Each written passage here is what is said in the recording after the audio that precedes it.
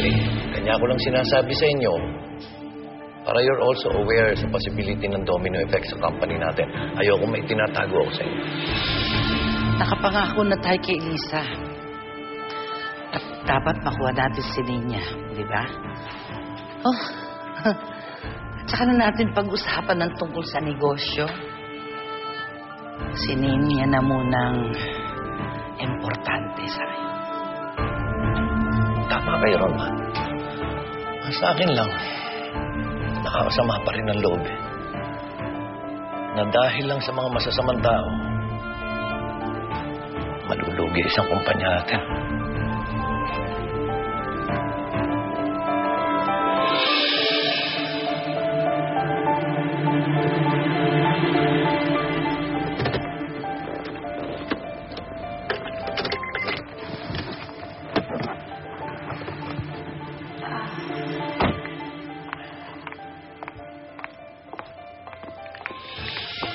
Ginabi ka na ata si Pia. Sandali. Saan ka ba nanggaling?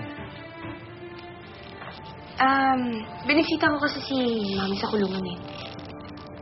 Ah, ganun ba? Kumain ka na? Gusto mo ipaganda kita ng mga kain natin? Hindi na siguro muna ako sasabay sa'yo. Muna na ako sa loob, ha?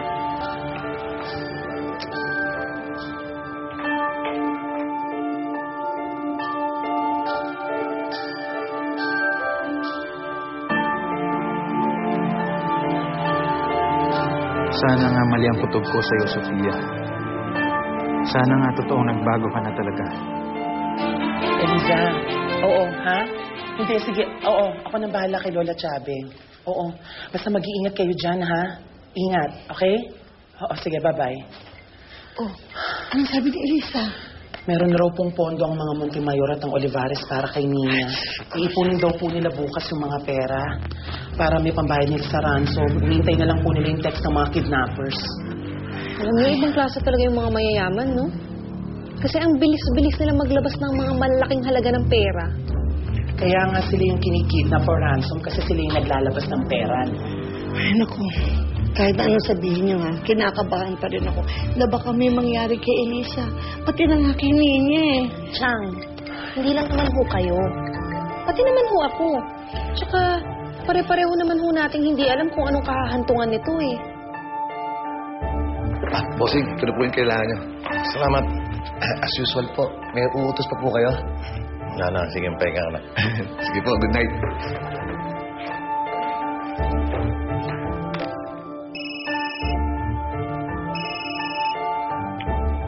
Hello.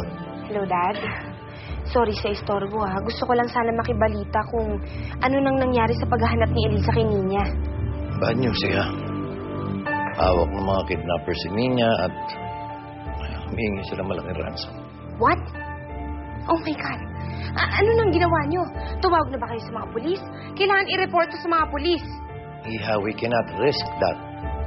We have no other choice. Kailangan bigyan natin sa kanila yung perang hinihingi nila. What do you mean? Magigiven kayo sa mga demands ng kidnappers ni Ninya? It's actually absurd. Alam ba kung magkano hinihingi nila? 300 million. Napakalaki na epekto sa kumpanya natin sa mga negosyo ko ibibigay natin. But, like I told you, we have no other choice. Importante pa rin ang buhay ni Ninya. I agree, Dad. Siyempre, importante pa rin ang buhay ni Ninya. Hindi ko kayo magsisisi kung ibibigay niyo yung pera sa mga kidnappers ni Ninya.